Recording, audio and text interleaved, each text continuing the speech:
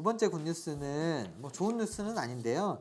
미디어 투데이라고 하는 이제 언론에서 발표를 한 건데 이 영화에 대한 소개였어요. 영화는 뭐였냐면 그녀에게라고 하는 영화입니다. 이 영화는 예전에 이제 그 국회인가 정부를 출입하던 기자분이 아이가 태어났는데 지체장애가 있는 장애아를 출산을 하신 거예요.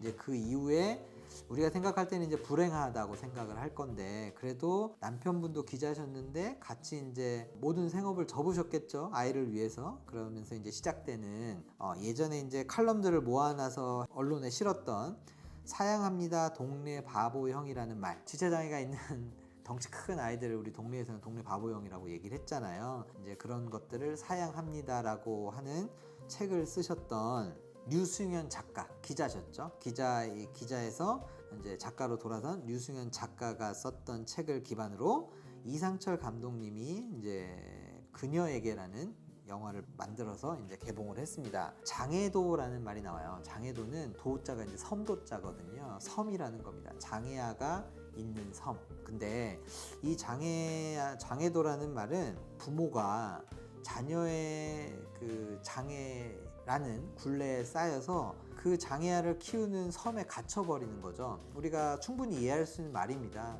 장애아가 있기 때문에 내 생활도 없고 사회에서는 격리되고 그 아이와 접촉만을 하게 되고 그러다 보면은 그 아이와 완전히 짬뽕이 돼버리는 거예요. 섞여가지고 내 생활인지 내 인생인지 아이의 생활인지 아이의 인생인지 이렇게 되는 것을 장애도라고 하는 이런 섬으로 비유를 했습니다. 누구도 접근을 못하겠죠. 그리고 자기들도 나가지도 않고 격리가 되어 있기 때문에 이런 말이 있는데 이런 장애도에서 벗어나서 세상 속에서 함께 살아가자는 메시지를 이 발달장애를 가지고 있는 자녀들을 둔 가정에게 전달하는 메시지를 담은 영화입니다. 인터뷰 내용들을 몇 가지 좀 읽어볼게요.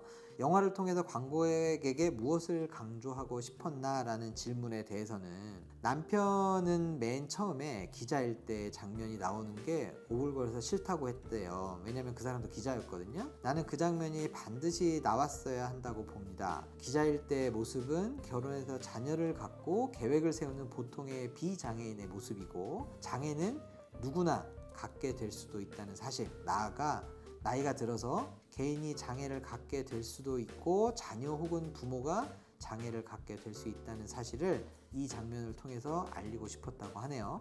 사람들이 나와 다른 존재가 아니구나 생각하면 그때부터 비로소 우리를 공동체 일원으로 받아들이고 그 이후에 정책이든 복지든 시작될 수 있을 거라는 얘기를 인터뷰에서 하셨습니다. 그렇죠. 우리가 장애를 가진 사람 그리고 장애아를 데리고 있는 가정 이런 장애아든 장애 성인이든 가지고 있는 이거에 대해서 이제 연민을 느끼는 거는 누구나 가질 수 있는데 이 사람들이 불편을 깨고 저희랑 우리 일반 사회랑 같이 활동을 할 때 그 사람들의 회복도 빠르고요. 인간다운 삶을 저희가 도와줄 수 있지 않을까라는 생각을 하는 대목이고요. 작가의 인터뷰인데 가장 인상적인 장면이 무엇이냐고 물어봤습니다. 개인적으로 가장 좋았던 장면은 탈장 수술 때문에 잠들어 있는 아들을 보면서 영화의 주인공이 깨어나지 않아도 괜찮아. 더는 이런 세상에서 살지 않아도 돼.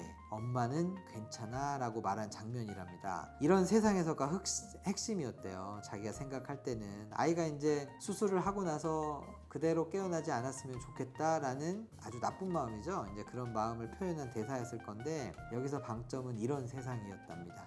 그 대사 안에는 발달 장애인 자녀의 양육자가 짊어진 삶의 무게와 고민이 다 들어있다고 하네요. 우리가 원하는 건 이런 세상이 아니라는 메시지였겠죠.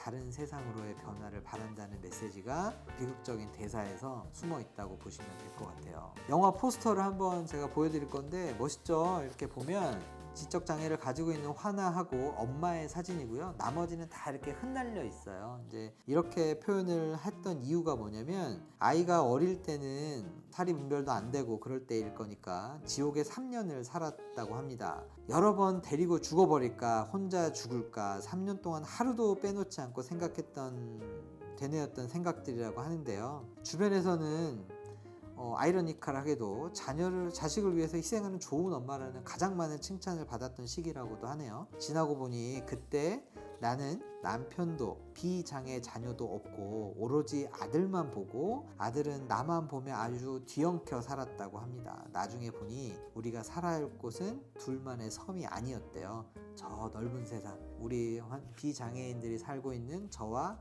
지금 얘기를 듣고 있는 사람들이 살고 있는 이 현실 세계였다고 느꼈다고 합니다. 저렇게 갇혀 살 필요 없다.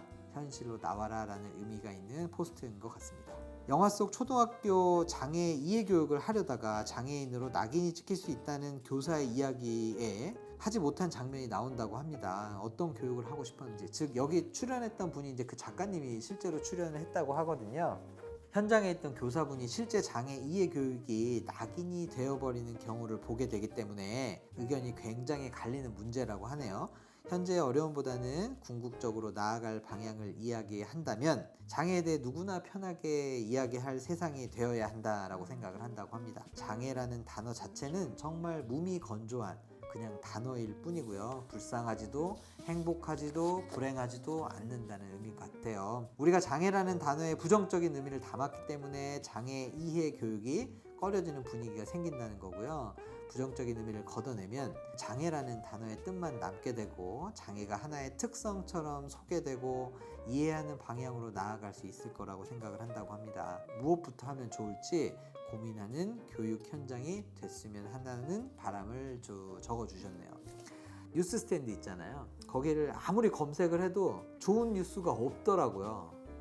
누구랑 싸웠네, 윤한 어쩌네, 의정 어쩌네, 그리고 어디서는 주식이 어쩌네, 어느 나라랑 싸우네, 이 얘기밖에 없어가지고 찾아내기가 되게 어려웠습니다. 그만큼 우리는 좋지 않은 뉴스의 환경에 노출이 돼 있다고 생각을 하고요. 제 옛날 기억을 해보면 누가 누구에게 상금을 줬네, 누가 누구를 살렸네, 그리고 누가 어떤 분이 어디에다 기부를 했네, 이런 내용들 되게 많았던 것 같거든요.